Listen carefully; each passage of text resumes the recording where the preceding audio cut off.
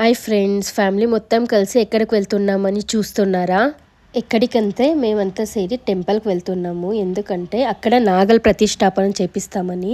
నేనైతే 5 years back దేవుని ముక్కోనుండి నేను నాగల ప్రతిష్టాపన చేపిస్తామని. ఫైనలీ ఆ డే అయితే వచ్చేసి నేను ఎవ్రీ ట్యూస్డే ఒక్క వారం కూడా తప్పకుండా నాగలికి పూజ చేస్తాను. అప్పుడైతే నేను ముక్కున్నాను అనమాట.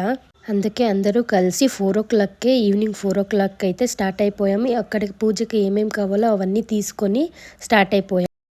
అసలు ಯಾವ టెంపుల్కి వెళ్తున్నామని చెప్పలేదు కదా. మేమైతే విద్రాశ్వత టెంపుల్కి వెళ్తున్నాము. ఆ టెంపుల్ అంటూ చాలా అంటే చాలా పవర్ఫుల్.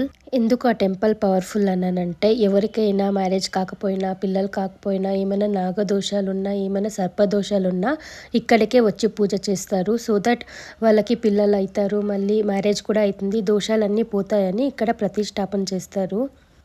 ఈ ప్లేస్కి విద్రాశ్వత అని ఎందుకు పిలుస్తారో తెలుసా? అసలు మహాభారతం టైంలో విదురుడు ఇక్కడికి వచ్చి అశ్వత్థామాన్ కింద ధ్యానం చేశాడు కాబట్టి ఈ ప్లేస్ని విద్రాశ్వత అనేసి పిలుస్తారు. అంతేకాదు మనం నాగల్ని కూడా అశ్వత్థనారాయణ స్వామి అని కూడా అంటాం కదా. ముఖ్యంగా నాగుల్లో మనం ముగ్గురిని అయితే కొలుస్తాము ఎప్పుడు. ఆ ముగ్గురు ఎవరంటే, ఒకరైతే మానసాదేవి, ఇంకొకరు జరత్కారు, ఇంకొకరు అస్తిక మహాముని. ఈ జోడీ పాములు ఉన్నాయి కదా, ఈ జోడీ నాగలైతే జరత్కారు, మానసాదేవి. వీళ్ళైతే హస్బెండ్ అండ్ వైఫ్. మొదటిగా అయితే నేను జరత్కారు మహాముని గురించి చెప్తాను. జరత్కారు మహాముని మహాభారత కాలానికి చెందిన ఒక గొప్ప తపస్వి. ఆయన బ్రహ్మచారాన్ని తపస్సుని జీవించేవాడు. వివాహం చేయకూడదని నిర్ణయించుకున్నాడు.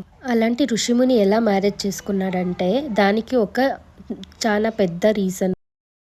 ఒకరోజు జరత్కారు మహామునికి ఒక భయంకరమైన దృశ్యం కనబడింది. ఆయన పితృదేవతలు ఒక లోతైన గోతిలో తలకిందులుగా వేలాడుతూ బాధపడుతున్నారు.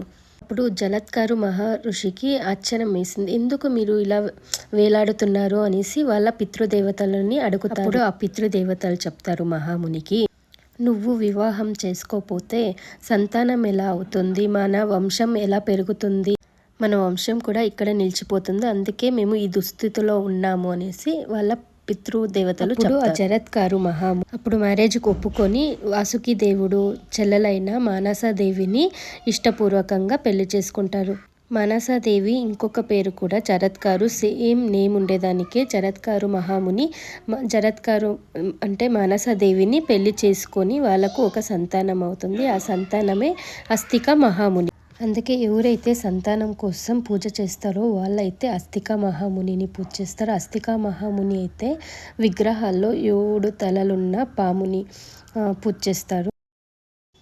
నాగదోషం పోయేదానికి పూజ చేసేదైతే మానసాదేవిని. మానసాదేవి ఎప్పుడు సెంటర్లో ఉంటుంది.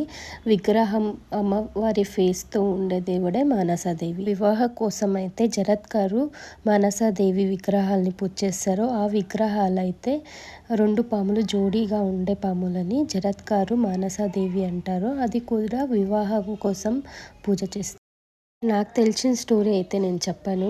నేను కరెక్ట్గానే చెప్పాను అనుకుంటున్నా. ఏమైనా మిస్టేక్ చేస్తుంటే సారీ.